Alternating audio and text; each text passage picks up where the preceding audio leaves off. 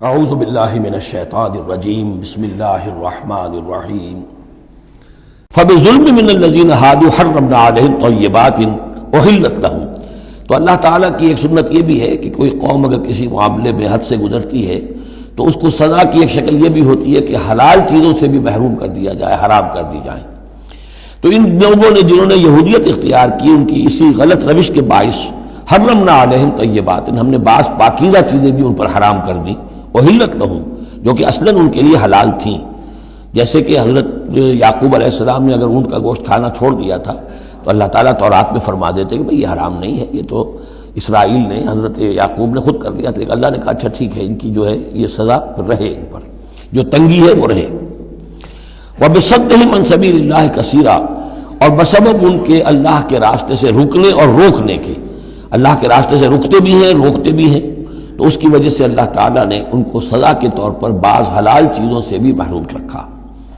وَأَخْذِهِمُ الرِّبَا، اور پھر ان کے جرائم کی فہرست میں یہ بھی ہے کہ ان کا سود کھانا، وَقَدْ نُهُوا عَنْهُ، اور یہ کہ ہم اسے روک دیے گئے تھے۔ سود ان کی شریعت میں حرام ہے، آج بھی حرام ہے، لیکن وہ یہ سمجھتے ہیں کہ سود کا لین دین یہودیوں کا آپس میں حرام ہے، کوئی یہودی دوسرے یہودی سے سودی لین دین نہیں کرے گا۔ لیکن جنٹائلز کے لیے تو ان کا عام قاعدہ یہ ہے، گوئمز اینڈ جنٹائلز، ان کے لیے ہم پر لیس علینا فی الامیین سبیل، ہم پر کوئی گرفت ہے ہی نہیں، کوئی ذمہ داری ہے ہی نہیں، ہم جیسے چاہیں کریں، لوٹیں کھسوٹیں، جس طرح چاہیں دھوکہ دیں، اور تو ظاہر بات ہے سود میں تو پھر کوئی قباحت رہی نہیں۔ وَأَخْذِهِمُ الرِّبَا وَقَدْ نُهُوا عَنْهُ وَأَكْلِهِمْ أَمْوَالَ النَّاسِ بِالْبَاطِلِ، اور بسبب ان کے لوگوں کے مال ناحق ہڑپ کرنے کے، وَأَعْتَدْنَا لِلْكَافِرِينَ مِنْهُمْ عَذَابًا أَلِيمًا، اور ان میں سے جو کافر ہیں، جنہوں نے اب کفر کی بھی روش اختیار کر لی ہے، ان کے لیے ہم نے بہت دردناک عذاب تیار کر رکھا ہے۔ لَٰكِنِ الرَّاسِخُونَ فِي الْعِلْمِ مِنْهُمْ وَالْمُؤْمِنُونَ،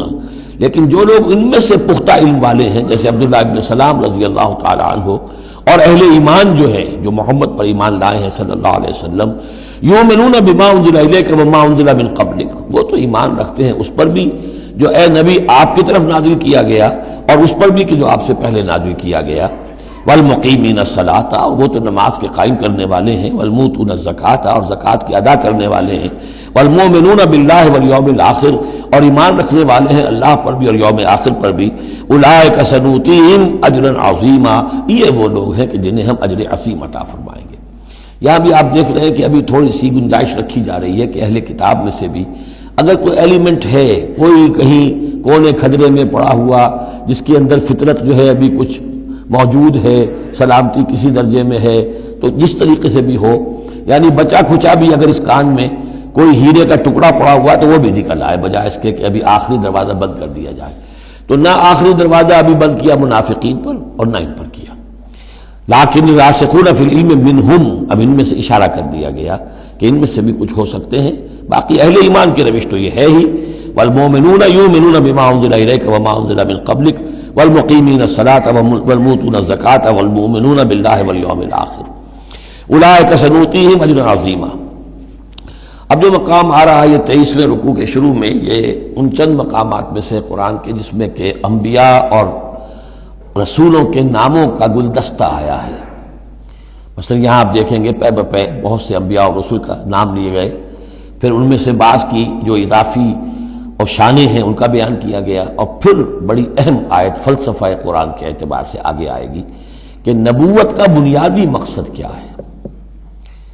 نبوت کا بنیادی مقصد، فلسفہ نبوت، اساسی فلسفہ نبوت۔ انا اوحینا الیک کما اوحینا الی نوح، اے نبی ہم نے آپ کی جانب وحی کی ہے جیسے کہ ہم نے نوح کی طرف وحی کی تھی، والنبیین من بعدہ، اور ان کے بعد بہت سے انبیاء پر کی تھی۔ حضرت شیس علیہ السلام، وہ بھی حضرت نوح علیہ السلام، بلکہ یہ تو حضرت نوح سے بھی پہلے کے لوگ ہیں، شیس جو ہیں۔ اوحینا الی نوح والنبیین من بعدہ واوحینا الی ابراہیم واسماعیل واسحاق ویعقوب والاسباط، اور ہم نے وحی کی ابراہیم کی طرف، اسماعیل کی طرف، اسحاق کی طرف، یعقوب کی طرف اور ان کی اولاد کی طرف، وعیسیٰ وایوب ویونس وہارون وسلیمان، اور عیسیٰ کی جانب اور ایوب کی جانب اور یونس کی جانب اور ہارون کی جانب اور سلیمان کی جانب، وآتینا داود زبورا، اور داود کو تو ہم نے زبور جیسی کتاب عطا فرمائی، ورسلا قد قصصناہم علیک من قبل، ایسے بھی بہت سے رسولوں کو ہم نے بھیجا، یا وہی ہم نے ان کی جانب کی بھیجے ایسے رسول کہ جن کا ہم اس سے پہلے آپ کے سامنے تذکرہ کر چکے ہیں۔ وَرُسُلًا لَمْ نَقْصُصْهُمْ عَلَيْكَ، اور ایسے بھی بہت سے رسول ہیں کہ جن کے حالات ہم نے آپ کے سامنے بیان نہیں کیے۔ پوری دنیا کی تاریخ بیان کرنا تو قرآن مجید کا مقصد نہیں ہے، یہ تو کتاب ہدایت ہے، تاریخ کی کتاب نہیں ہے۔ وَكَلَّمَ اللَّهُ مُوسَىٰ تَكْلِيمًا، اور خاص اب شان جو حضرت موسیٰ علیہ السلام کی امتیازی شان ہے، اور موسیٰ سے تو کلام کیا اللہ نے جیسے کہ کلام کیا جاتا ہے، بس صرف یہ ہے کہ من ورائے حجاب تھا، پردے کے پیچھے سے تھا دو بدو کلام۔